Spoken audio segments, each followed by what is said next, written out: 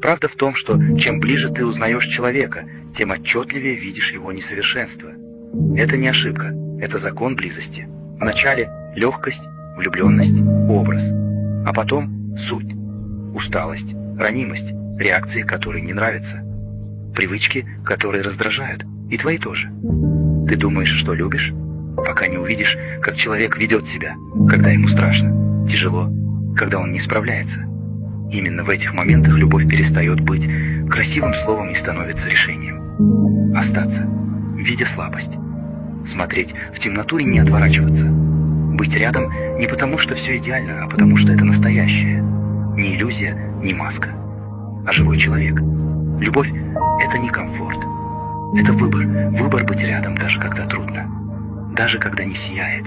И именно в этом подлинная глубина. Потому что по-настоящему мы встречаемся не в момент восторга, а в момент правды.